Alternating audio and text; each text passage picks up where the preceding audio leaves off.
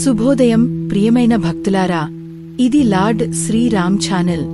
ఈరోజు మీరు వినబోయే గాథ శబ్దాల మధ్య మనసు శాంతిని వెతుకుతున్న ప్రతి ఒక్కరికీ ఒక దివ్యమైన మార్గం చూపుతుంది. ఒక్కసారి మనం కళ్ళు మూసుకుని ఊపిరి లోతుగా తీసుకుని మన ఆత్మతో మాట్లాడే ప్రయత్నం చేద్దాం. శబ్దం మనం మాటలతో చెబుతాం, కాని మౌనం మనం మన హృదయంతో మాట్లాడేది. ప్రపంచం మార్పుతో పరుగులు తీయగా మనం ఎదుటివారికి తప్పకుండా స్పందించాల్సిన అవసరమా ఉంటుందా? కోపంతో, బాధతో, గర్వంతో నిండిన ఈ కాలంలో ఒక్క మౌనం మన జీవితాన్ని ఎంతగానో మార్చగలదని మనం మర్చిపోతున్నాం.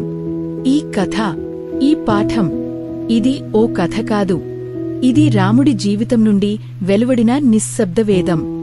ఈరోజు మీరు వినబోయే 2 గంటల ఈ ఆధ్యాత్మిక ప్రయాణం ఒక్క మాట కూడా వృధా చేయకుండా, ప్రతి మాట మన గుండెకు తాకేలా, మనలోని నిశ్శబ్దాన్ని పలికించేలా, ప్రతి భాగం మీ మనస్సులో ఓ ప్రశ్నను ఉంచుతుంది. మౌనం మనలో ఉండటం వలన మనం ఎవరు అవుతాం?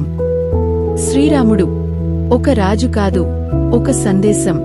తన మౌనంతో, తన తీర్పులతో, తన త్యాగంతో మనకు జీవితం అంటే ఏంటో బోధించిన ఆది శాంతస్వరూపుడు. ఇప్పుడే ఆ దివ్య ప్రవాహం మొదలవుతుంది. రాముని జీవితం నుండి వెలువడిన ఆ మౌనగాథ ఈరోజే మీరు మొదలు పెడతారు. నిశ్శబ్దంలో శబ్దాన్ని వినే శక్తిని కలిగి ఉండే ప్రయాణం. ప్రియమైన ధార్మికులారా, మీ కళ్ళు మూసుకోండి, మనస్సు శాంతపరచండి. ఈ కథలో మనల్ని మనం వెతుక్కుందాం. ఇది మామూలు కథ కాదు, ఇది శ్రీరాముని మౌనం, ఒక మార్గదర్శక విషుపాఠం. ఇంకెందుకు ఆలస్యం? మనం అడుగులు వేస్తూ శ్రీరాముని నిశ్శబ్దాన్ని అన్వేషిద్దాం. ఇది ఎలయాడిఎస్ ఫర్ అమ్మేర్ముడర్. ఈ కథ మీ హృదయాన్ని మారుస్తుంది. జై శ్రీరామ్. శబ్దం ఓ అస్త్రం, కాని మౌనం అది ఓ ఆత్మశక్తి. ఈ జగత్తులో ఎన్నో గొప్ప వ్యక్తులు తమ మౌనం ద్వారానే చరిత్రను మార్చారు. అలాంటి వారిలో గొప్పతనానికి ముద్ర వేసినవాడు శ్రీరాముడు. రఘుకుల రాజుగా జన్మించిన రాముడు మాటలతో కాక తానంతో మౌనంగా ఉండేవాడన్న విషయాన్ని మనం తరచూ పట్టించుకోం. ఆయన మాటలు తక్కువ, అభిప్రాయం పెద్దది. ఎందుకంటే ఆయన ప్రతి మాట వెనుక ధర్మం ఉండేది. శ్రీరాముడు చిన్నప్పటినుంచే ఆత్మవిశ్లేషణ చేసే వ్యక్తి. అతనికి లోపలెక్కడో మనశ్శాంతి ఉండేది. మాటలతో కాకుండా తన చూపుతోనే ఇతరులను మారుస్తాడు. అతని బాల్యంలోనే గురుకులల్లో బ్రహ్మచర్యాన్ని పాటించేటప్పుడు గురువులకు చేసిన సేవల్లో ఆయన మౌనం స్పష్టంగా కనిపిస్తుంది. ఒకసారి గురువు ప్రశ్న అడిగాడు, ధర్మం అంటే ఏమిటి రామా? రాముడు సునిశితమైన నిశ్శబ్దంతో తలదించుకున్నాడు. అలా కాకుండా వెంటనే సమాధానం చెప్పగలిగిన జ్ఞానం ఉండి ఎందుకు నిశ్శబ్దం? అదే మౌనం అనుకుంటే ఒకే సమాధానం అన్నిటికీ. ప్రతి ప్రశ్నకి సమాధానం చెప్పాల్సిన అవసరం లేదు.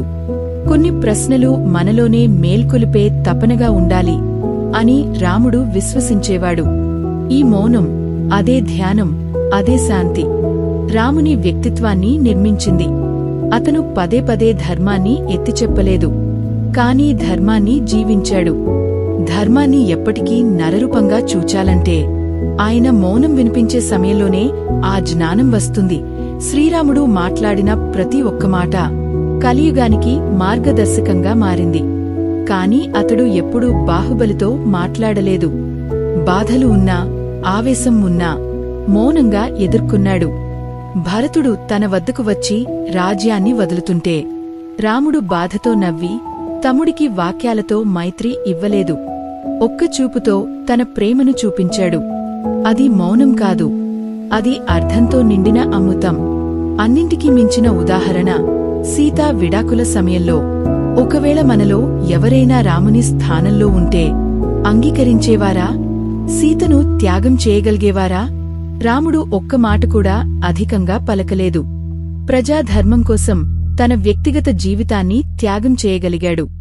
ఇక్కడే రాముని మౌనం మహాత్మ్యం స్పష్టమవుతుంది. ప్రేమ, బాధ, ధర్మం అన్నీ కలిసిన దశలో మాట్లాడటమే కాదు, మౌనంగా నిలబడటమే అసలైన ధైర్యం. మౌనం అనేది అలసత్వం కాదు, అది అర్హత. మాటల కంటే మిన్నగా మౌనం గుండెకి తాకుతుంది. రాముడు అనేది ఒక వ్యక్తి కాదు, ఆయన మౌనం అనేది ఓ వేదం. శబరి అనే వనవాసి స్త్రీ తన జీవితాన్ని రాముడికోసం వేచిచూసింది.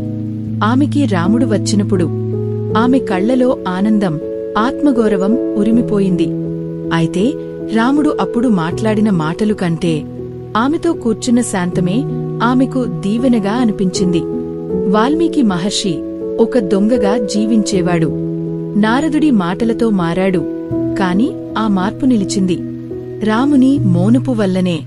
వాల్మీకి చేసిన తపస్సు శ్రీరాముని రూపాన్ని తన లోపల ఆవిష్కరించడమే. లక్ష్మణుడు ఎప్పుడూ ధైర్యంగా ఉండే తమ్ముడు.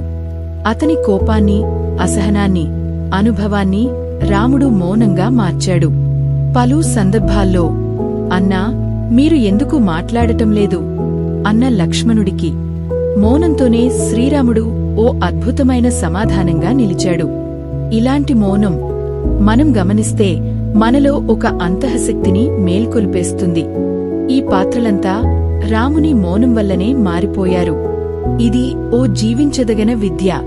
ఇది మన మనసులలో నాటుకోలసిన విత్తనం. మన జీవితంలో చాలాసార్లు మాటల వల్లనే మానసికంగా దిగజారుతాం. కొందరితో తగవు పడతాం, మన క్షమను కోల్పోతాం. అయితే ప్రతిసారి స్పందించాల్సిన అవసరం లేదు.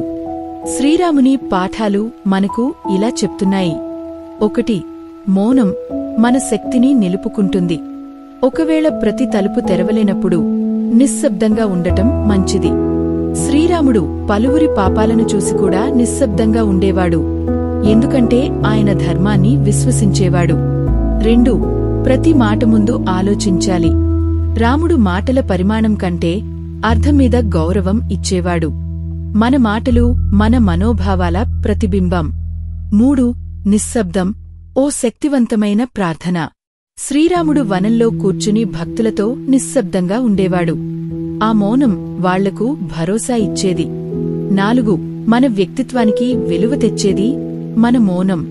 ప్రతిసారి మాట్లాడే వాళ్లకంటే అవసరం ఉన్నప్పుడు మాత్రమే మాట్లాడే వాళ్లకే జ్ఞానం ఎక్కువగా దక్కుతుంది. 5. మౌనం అనేది తప్పుకోవటం కాదు, జీవించటానికి ఒక మార్గం. ఒక మాట కూడా మాట్లాడకుండా రాముడు ప్రపంచాన్ని మార్చాడు. మనం కూడా అలా చేయగలం. స్నేహితులు, ఈ 2 గంటల ప్రయాణం మీ మనసులో శాంతిని కలిగించిందా? శ్రీరాముడు మనకు ఇచ్చిన ఈ మౌన గుణం మన రోజువారీ జీవితంలో ఒక చిన్న మార్పు తీసుకొస్తే చాలు. మన జీవితం ఒక్కసారిగా దివ్యంగా మారిపోతుంది. ఆ మౌనం వల్లే మనం మనలోని శ్రీరాముణ్ణి చూడగలుగుతాం.